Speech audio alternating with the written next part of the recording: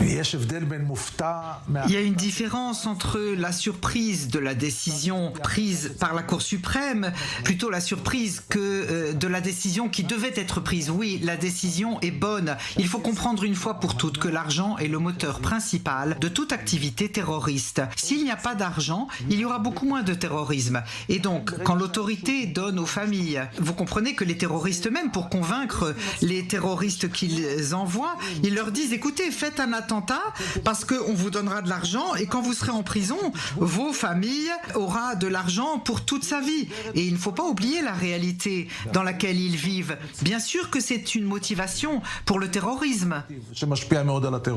Odi Levi, vous êtes mané hier.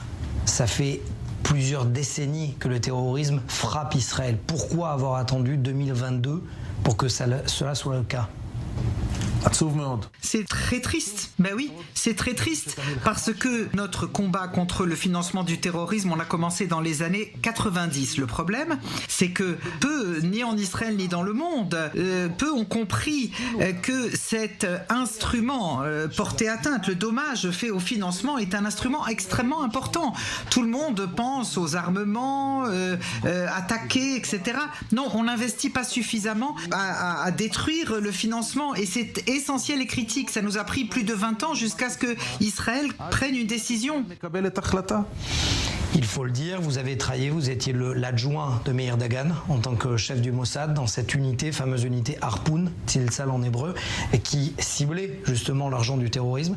Et vous avez mené une opération en 2005 contre la Arab Bank, en plein cœur de Ramallah, contre l'avis des Américains. Je crois que vous avez réquisitionné 40 millions de dollars. Après avoir désespéré complètement de la volonté des États du monde de nous aider à empêcher le financement du terrorisme, on a pris une décision exceptionnelle. Et il n'y avait que Meir Dagan qui pouvait prendre ce type de décision. On a dit, on va à la banque avec la liste de tous les comptes en banque de terroristes et nous confisquons l'argent. Et d'ailleurs, aujourd'hui encore, on pourrait faire exactement la même chose. Et pourquoi rien n'est fait ?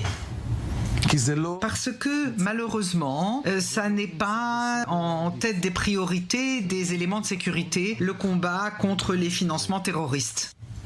J'arrive pas à comprendre. Le système de sécurité fait ce qu'il sait faire le mieux, à savoir se battre, combattre. Et pour combattre le terrorisme sous ses aspects financiers, c'est tout à fait un autre type de conception des choses.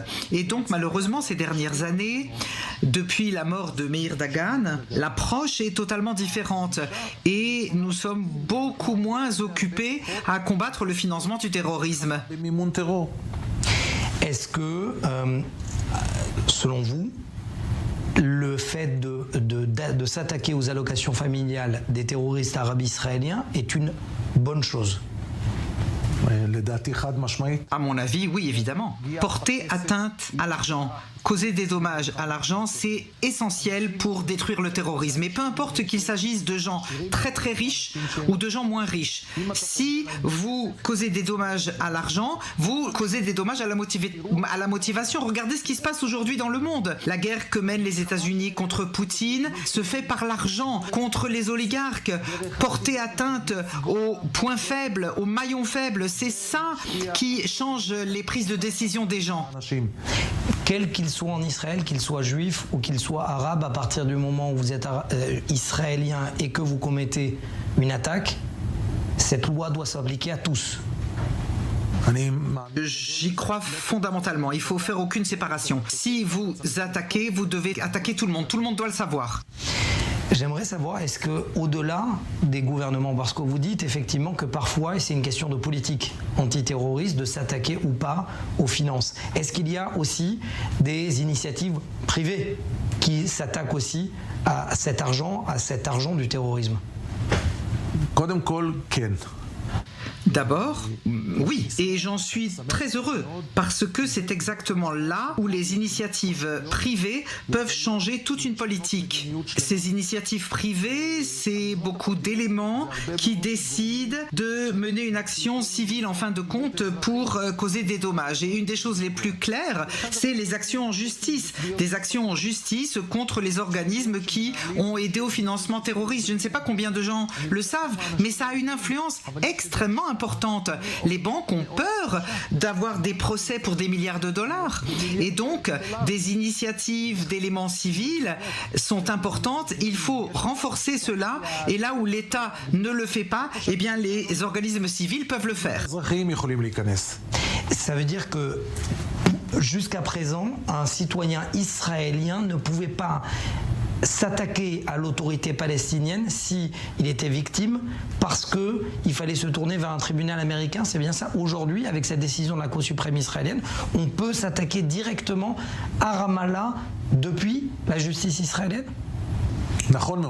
Exact. En fait, il fallait être citoyen américain pour pouvoir mener une action en justice aux États-Unis. Aujourd'hui, non. Citoyen israélien, n'importe lequel peut faire un procès en la Cour de justice en Israël et l'emporter. La différence entre nous et les États-Unis, c'est que les gens aux États-Unis mettent des punitions extrêmement graves. Il y a des dommages et intérêts très importants. La Haute Cour de justice n'a pas encore fixé le taux des dommages et intérêts. Et donc, les taux seront un peu plus réduits, mais c'est très très dissuasif et il faut l'utiliser. Avec quel argent l'autorité palestinienne va pouvoir payer? D'abord, aujourd'hui, ils reçoivent encore de l'argent de l'État d'Israël et les actions peuvent être aussi, pas seulement contre l'autorité palestinienne, mais aussi les banques de l'autorité palestinienne qui permettent de financer le terrorisme.